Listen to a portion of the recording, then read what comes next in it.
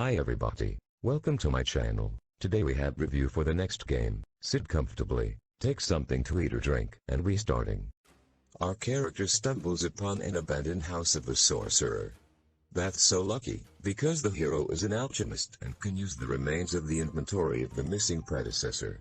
The gameplay is a simulator of an alchemist in a fantasy world. On the very first day of the game, we are given a small but detailed training. Let's go through the main features that the game provides. Collection of ingredients. In the beginning, they throw in some herbs for the start. In the future we must extract resources ourselves from different sources. The most obvious of these is the garden. Once a day, you can collect what has grown there.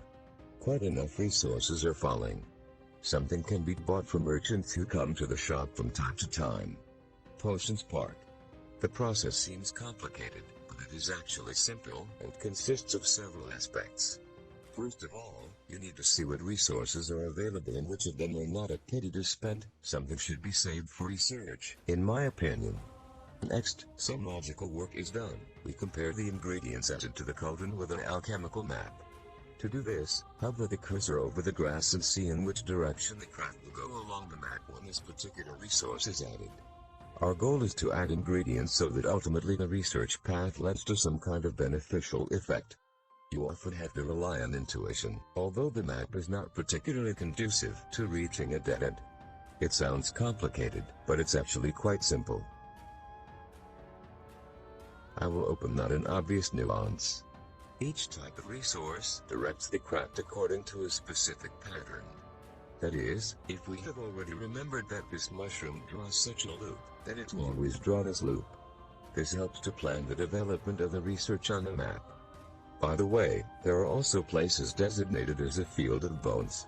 If the research goes there and we walk there for a certain time, the craft will fail.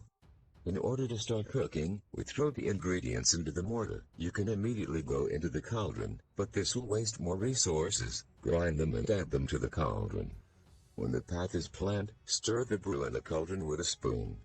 At the moment when moving along the research map, the potion turns out to have a useful effect, we heat it up with thir. If everything is done correctly, we get a potion. Recipes for once brewed potions can be placed in an alchemy book. The number of possible entries is unlimited, but initially there will be only 6 recipe slots. You can expand the alchemy book by purchasing special pages from merchants.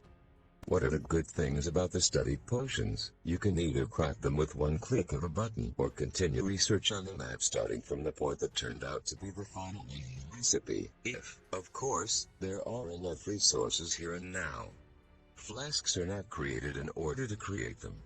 The fact is that every day a variety of visitors and merchants come to the shop. The former, obviously, can sell the results of their experiments, and the latter can buy something needed from the latter. You can also sell herbs and potions to them, but much cheaper. It is interesting that each customer tells his own story, based on which we need to understand what he needs and give it to him. Not difficult, but it brings some interest. From the buyer's reaction to the proposed potion, you can determine whether this is what you need. If everyone is happy, a deal is made.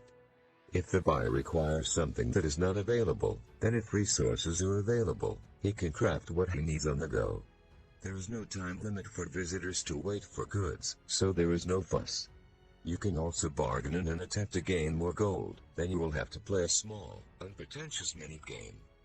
Coins are very useful in order to get special ingredients, equipment and upgrades from merchants. Ascended level and reputation. These are extremely important aspects of the game. For ascended levels, we get character development points, which can be spent to get additional profit in research or trade. Experience is gained for completing special tasks, collecting herbs, brewing potions and any successful action.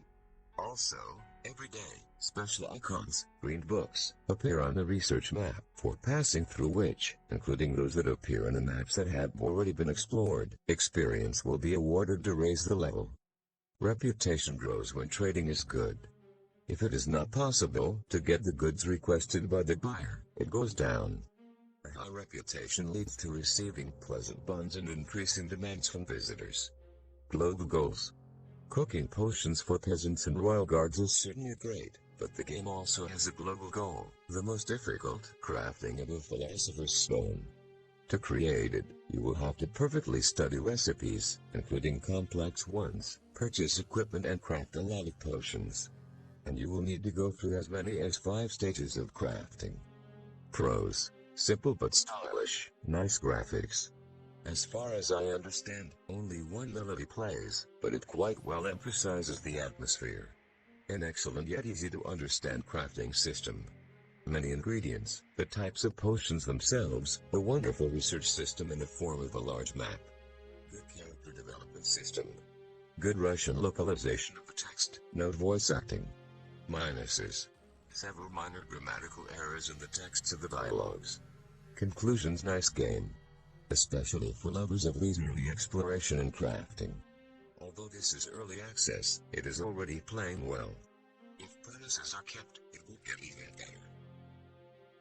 Thanks for watching guys, subscribe to my channel. Bye everyone and see you soon.